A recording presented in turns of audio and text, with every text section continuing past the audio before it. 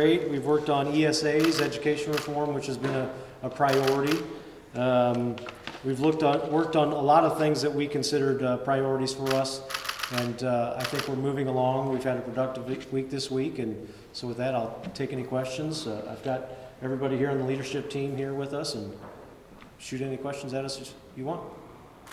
Do you support the gas tax increase that the Senate has been working on?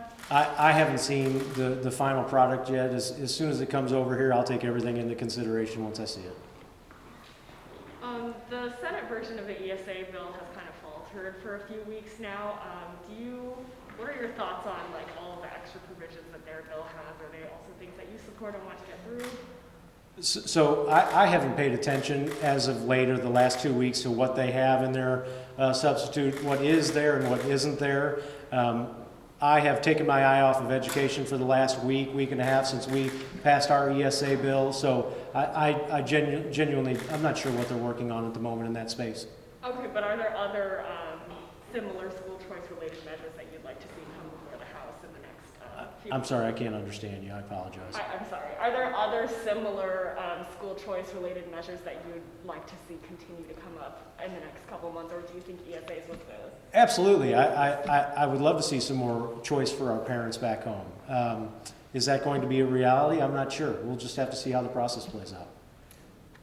What are your other priorities now that you've got some of the big ones out before spring break? Well, I think coming back from spring break, one of the biggest priorities we're going to be working on is the budget, right? We've got a gentleman here, the budget chairman, that has a big job ahead of him over the next few weeks and even over break. So we're gearing into that focus once we come back, and right now as well.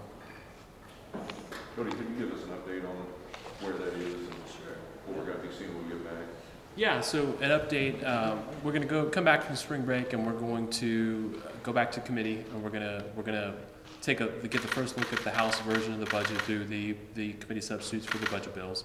Then we'll go through a round of markup where we move money around from one bill to another, and then we'll pass those out onto the House floor. And if things go according to plan, the second week after we're back, we could be looking at perfecting and third reading the budget and sending it over to the Senate. So that's our schedule, and we're on schedule so far, and our intention is to try to get it done in time enough to send it to the Senate and give them adequate time for their consideration.